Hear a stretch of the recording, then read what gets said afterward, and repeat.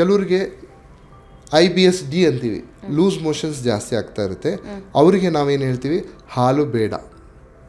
ಹಾಲಿಂದ ಏನಾಗುತ್ತೆ, ಹಾಲಿನ ಜೀರ್ಣಶಕ್ತಿ ನಾವು ವಯಸ್ಸಾದಂಗೆ ಕಡಿಮೆ ಆಗುತ್ತೆ. ಆವಾಗ ಲ್ಯಾಕ್ಟೋಸ್ ಇಂಟಾಲರೆನ್ಸ್ ಆಗಿ ಲೂಸ್ ಮೋಷನ್ಸ್ ಚಾನ್ಸಸ್ ಇರುತ್ತೆ ಒಂದು.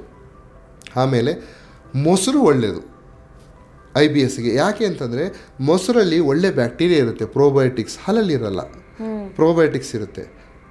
Coffee with milk may be ಬ್ಯಾಡ್, ಅಂದರೆ ಈ ಲೂಸ್ ಮೋಷನ್ ಆಗೋದಕ್ಕೆ ಮಿಲ್ಕ್ ಜೊತೆ ಕಾಫಿ ಕುಡಿಯೋದು ಒಳ್ಳೆಯದಲ್ಲ. ಆದರೆ ಕಾಫಿ ಜಾಸ್ತಿ ಲಿವರಿಗೆ ಒಳ್ಳೆಯದು ಅಂತ ಹೇಳ್ತೀವಿ. ಬ್ಲ್ಯಾಕ್ ಕಾಫಿ ಹೌದು, ಲಿವರ್ಗೆ ಒಳ್ಳೆಯದು ಅಂತ ನಾವು ಹೇಳ್ತೀವಿ. ಆಮೇಲೆ ಈ IBS-ನಲ್ಲಿ ನಾವೊಂದು ಲೋ ಫೋಡ್ ಮ್ಯಾಪ್ ಡಯಟ್ ಅಂತ ಒಂದು ವರ್ಡ್ ಯೂಸ್ ಮಾಡ್ತೀವಿ.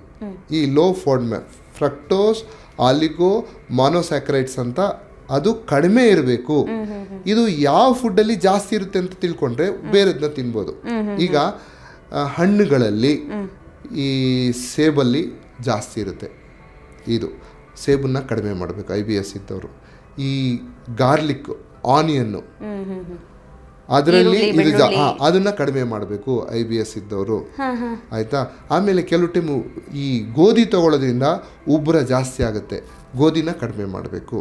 ಆಮೇಲೆ ಈ ಭೂಮಿ ಕೆಳಗೆ ಬೆಳೆಯೋ ಪದಾರ್ಥಗಳನ್ನ ಕಡಿಮೆ ಮಾಡಬೇಕು. ಅಂದ್ರೆ ಭೂಮಿ ಒಳಗಡೆ ಈಗ ಪೊಟ್ಯಾಟೊ, ಸ್ವೀಟ್ ಪೊಟ್ಯಾಟೊ, ಬೀಟ್ರೂಟ್.